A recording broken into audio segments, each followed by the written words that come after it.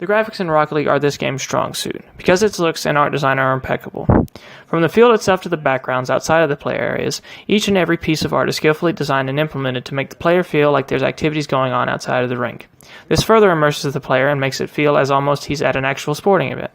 Furthermore, this same level of detail expands to the cars and their accessories, as the cars, which the devs made very customizable through the items that can be collected, are modeled and textured in great detail, as that is much of what the player will be looking at in the game. As for menu design, menus are simple but can be tough to navigate and find certain tabs, but become self-explanatory after continual use. There is an exception to this, though, as when looking at inventory items that you've collected over various games, it can be hard finding a particular item, because there's no particular sorting function in the inventory. But one good thing about the menus is the car customization screen, which is very intuitive and easy to navigate as compared to the other menus in the game. Despite the menus, Rocket League's strength is its art, because the game does a very good job of creating its environments, cars, and accessories in great detail, thus making a beautiful game look when everything is racing by at top speeds. This strength, at least from my experience, allowed me to overlook many of the menu issues I had in the game. As it relates to sound, there isn't too much special about Rocket League, other than the developer-picked music that'll play in the menus, which makes it the little time you'll stay there a bit better. As for the sound design in general, Rocket League does a good job of immersing the player by not distracting them from too many sounds. The sounds in the game make sense and aren't played out of place, but they aren't anything special. Though it's okay, it doesn't really do much to stand out, which in my opinion is not what those who play Rocket League play it for. As for gameplay, Rocket League is pretty simple.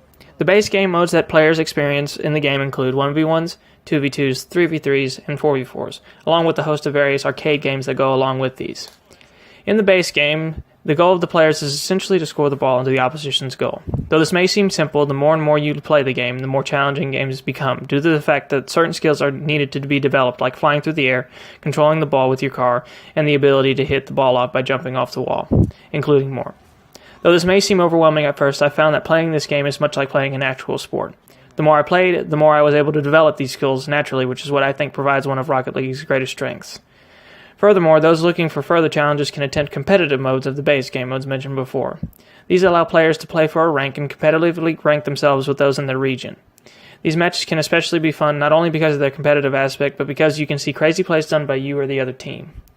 All in all, the gameplay is very simple, but because of the constant development and different moves a player can learn, as well as the competitive aspect of the game, make it particularly interesting throughout the player's experience. If you thought this game had a story, you'd be wrong.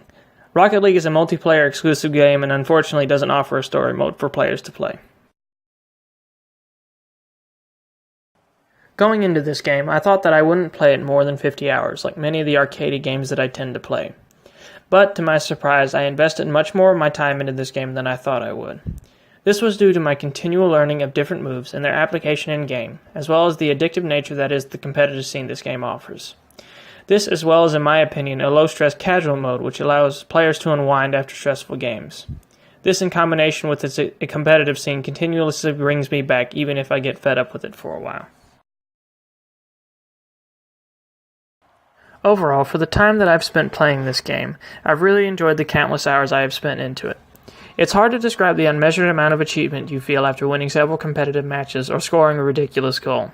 Or better yet, making really good plays that involve the entirety of the team through various passes. Overall, this game to me is exceptional for an arcade game because of the feeling that I'm playing an actual sport.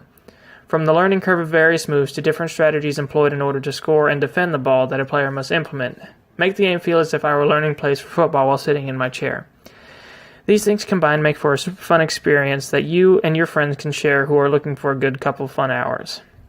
Though I've had some grievances with the menus and the lag issues, these problems are easily overlooked as the fun that I experienced while playing the game paled in comparison to the issues that I had with it.